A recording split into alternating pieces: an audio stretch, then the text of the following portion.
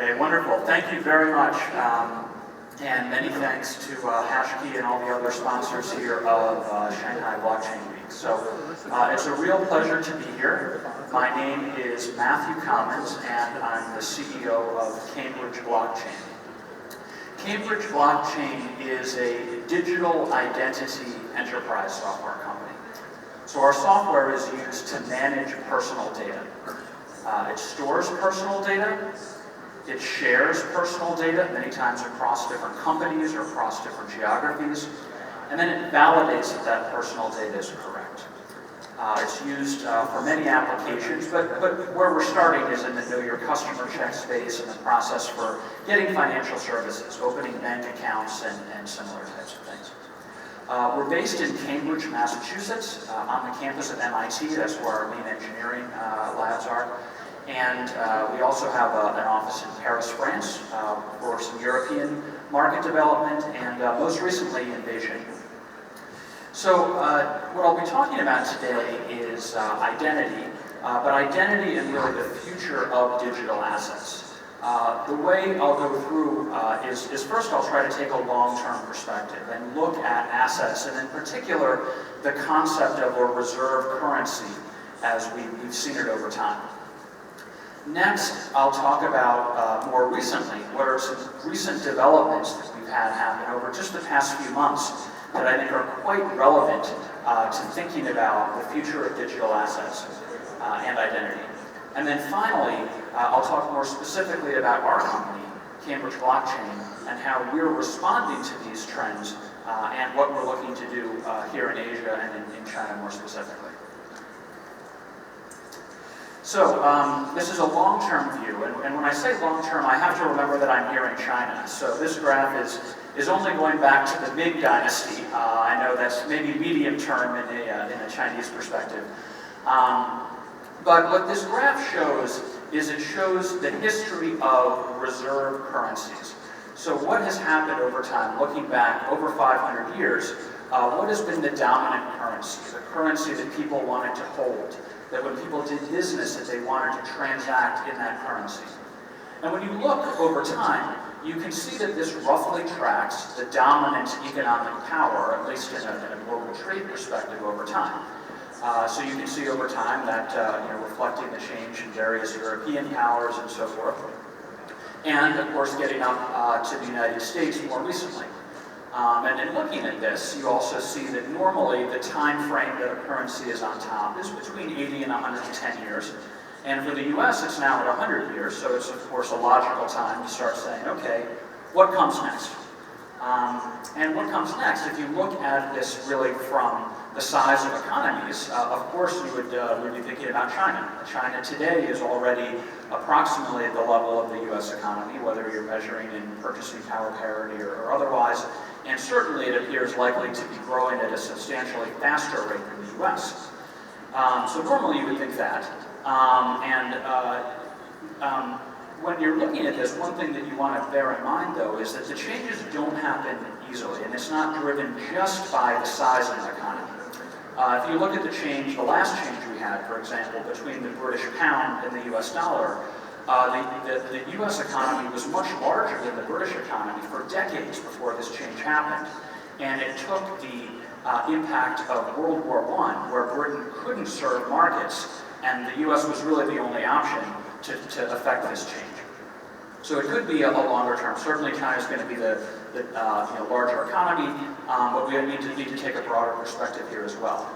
And there's also some different activities at work right now as well in terms of what technology is available. And that's some of the things that we'll be talking about today, that it's not just a question of moving from one fiat currency to another, but there may be something different. One thing to think about is that now, as we're reaching the end of this point, the US has been the dominant currency for 100 years. There's quite an imbalance today between the US share of the global economy, whether it's world trade or GDP, and where the dollar is. The dollar is so frequently used with other currencies, with how people invoice, other things. Even today, if I wanted to buy something in China from outside of China, it may, in many cases, be easier to use US dollars than to use even the offshore RMB today. So it's very sticky and it's very difficult. But there's really also some negative effects from this, because for many economies, even if they have their own currency, it's very difficult for their central bank to be able to manage inflation on one hand and economic output on the other if everything's denominated in dollars. So there's some real negative effects. If the world economy maybe isn't growing as fast as it could be if we had some different alternative in place. So now shifting from the long-term perspective to some recent developments, one which I'm sure everyone in this room is aware of is the proposal from Facebook and a group of others about Libra. And this idea in itself is not so novel.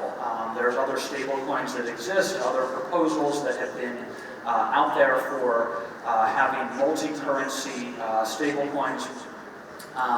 But what's different about this is the 2.7 billion users of the Facebook ecosystem, which is a large number even by Chinese standards. So this was something that I think really, by showing what is possible, it is a development that I think is forcing corporations and governments around the world, including here in China, to respond to this and say, okay, well, maybe there's some advantages to Libra, maybe there's some disadvantages, but we really have to respond. And if it's not this, we can't just say go back to fiat currency or the way things are happening today. And this really raises the question of, is a private digital currency the future?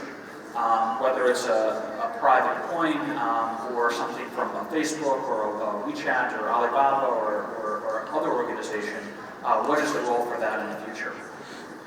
Another development, which didn't get quite as much press as Libra, but I think is no less important, is a proposal that came last month from Mark Carney, who is the outgoing governor of the Bank of England. And what he proposed, and I believe this is the most serious proposal to date from the head of a central bank about this. I know central banks around the world, including here in China, have been taking a lot of very close look at central bank issued digital currencies. But what Mark Carney proposed in particular was really a vision for a network of central bank digital currencies. And he really provided a lot of fundamental economic reasons why this would be possible. Our previous speaker talked about special drawing rights, the idea of multi-currency draws that exist now without digital currencies. But the idea that what comes next after the US dollar might be something that is more of a multipolar currency, reflecting the multipolar world. And that something may have benefits that just relying on one single fiat currency you're not able to get. So there may be benefits and efficiencies from there. And this is a very, very serious proposal that I think we have to think about. Is a public digital currency the future, and when will that happen? In China or elsewhere around the world. So the third development that happened recently that I'd like to mention, and I think anybody in the blockchain space really needs to pay attention to this, was some guidance that came out over the summer from a group called the FATF, the Financial Action Task Force. For those of you who are not familiar with the FATF is an international organization set up by the financial regulators of each country. Last year, the FATF was chaired by the United States. This year, the FATF is chaired by China. And the FATF guidelines, while they're not laws, just because the FATF makes a recommendation doesn't automatically become law. But the countries around the world that are in the international economy, they need to follow these guidelines. And if they don't follow them and implement them, they'll be put on blacklists and there'll be limits to their transactions. So the FATF guidelines came out and they said for virtual assets, whether it's a public currency, a private currency, a utility token, a security token, what have you, basically there's nowhere to hide. You can't forget about money laundering rules and know your customer checks. Really, if you're providing any type of service, whether it's as an exchange or custodian or other type of service, you need to, number one, to know your customer check properly, to know who you're providing the services to. But also, if you're transmitting any form of value, even for amounts as low as $1,000 US, you need to know who's on the other end of that transaction. And that could be even more. You have to have a risk-based approach. It's not a simple check the box. You need to really own the system, and you need to meet the same type of requirements that other financial institutions do. So the reason this, I say, is kind of our third really important recent development is that whether Mark Zuckerberg's right or whether Mark Carney's right, you're going to need to have a much more sophisticated system for sharing identity data if you're going to meet these requirements. So going back here to this beginning, what comes next? Well, we don't know exactly, but I think we know that it's probably going to be something digital, and that it's almost definitely going to require a much more robust and sophisticated identity architecture than what we have available today. And that's where we're going to the final part of my discussion, where Cambridge Blockchain fits into this. That really sets the stage for what we're doing and what we're building. So, the way that we think about this, whether we're providing identity for a conventional financial service, like opening a bank account or getting insurance, or for something in the digital space, is that historically, you have a data subject, whether that's a company or a person, and historically, and still in much of the world, that data subject will have separate login or authentication and separate validation of identity attributes at each place where he or she is doing business. What you've started to have more recently, and I think Europe, and particularly some of the northern European countries, have been very advanced in this regard, is having common authentication systems. Our first deployment is in Luxembourg, and there's a company there we work with called LuxTrust. And using that LuxTrust authentication, you can log in to different bank accounts, insurance providers, health records, pay your taxes, and so forth. But most of these systems to date just allow you to log in or authenticate. They don't allow you to actually share data across that ecosystem. And that's where our software comes in.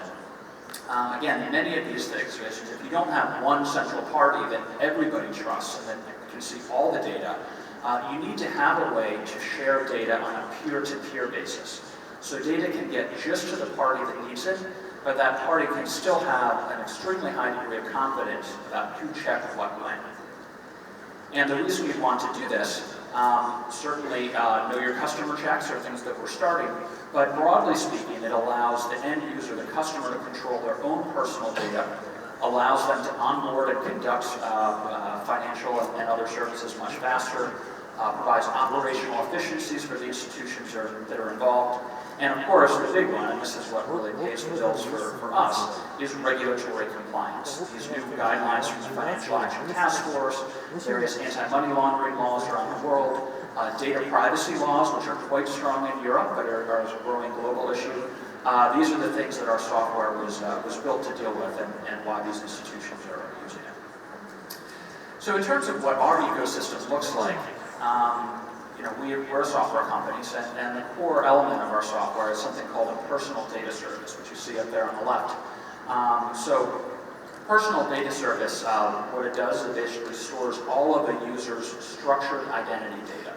So for a retail banking customer, that would be about 30 attributes, your name and address and tax ID number, maybe a scan of your passport or your utility bill. For a corporate user, that might be more data. It might be your articles of incorporation, your beneficial owners, your authorized signatories, and can even be something for a connected device as well. It could be device information and how that device is controlled. But whoever the data subject is, they have this personal data service, and this concept of a trusted party essentially means any party that can be trusted to validate those identity attributes.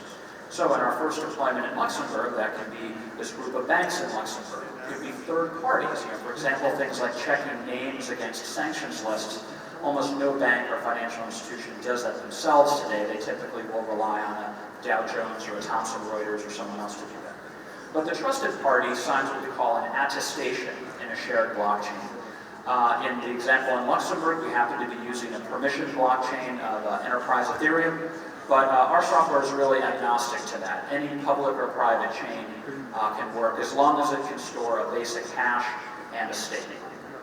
So what this gets you, though, once you've onboarded with one financial institution, you can then go to any other institution in the ecosystem, whether an insurance company or getting a loan or even medical reimbursements, And that service provider can request data from you. You can provide your consent to share that data. And you're still going to go through and know your customer check at that provider, but they're going to start with a much thicker file of data about you. And by comparing that to the blockchain attestations, they can validate who checked what when. And they can go through the onboarding process at a much faster rate, at a lower cost, and with a better customer experience. Also, you can have the regulators not necessarily see all the data, but if there's an instance of fraud or money laundering, they can get to the root of the issue very quickly. Our first deployment, as I mentioned, is in Luxembourg with a company called LuxTrust. LuxTrust is owned by the main retail banks in Luxembourg together with the Luxembourg government. We announced the launch of that this summer, and this is being used for everyone in Luxembourg to be able to open bank accounts, get financial services, get medical reimbursements, and so forth. So it's a great ecosystem to start, and we're looking forward to growing throughout Europe and globally beyond that. Some of the other areas that we're working in, we have a strategic partnership with a company, IHS Markit. It's one of the largest reference data providers in the world. They run KYC.com. So that is really focused on corporate and institutional know your customer checks. We have an investment recently from PayPal, which is working with us for their customer onboarding process across different PayPal properties, and interestingly also for sharing fraud data. Things about the cadence you type your password or the position you hold your phone in that can be very valuable to them and their partners. And also here in China, we're doing work with Foxconn. So Foxconn is one of our investors, Honhai. They're the largest contract manufacturer in the world. So we're looking at some opportunities both in sharing identity data for financial institutions, but also for sharing sensitive data for supply chain as well. We've had a number of different awards and achievements from various financial institutions around the world, also fairly active on the intellectual property side in terms of filed patents. I think there's even probably a few more since I had that slide updated. We're very active in that space. And a large group of investors from the US, Europe, as well as in Asia. And I'd like to highlight again, we are looking at doing more in Asia, more in China in particular. So we're looking for partners. We believe that identity is really a foundational element. Whether it's whether your view of the world is a Libra view of the world, of the central bank digital currency world, of Bitcoin or Ether as the dominant players, whatever you're looking at. If it needs to be built with blockchain and it needs to be regulatory compliant, you have to have this type of identity architecture in place, and we're looking to partner with them. So thank you very much.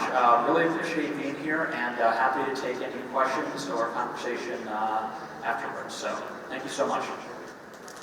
Thank you. Thank you very much.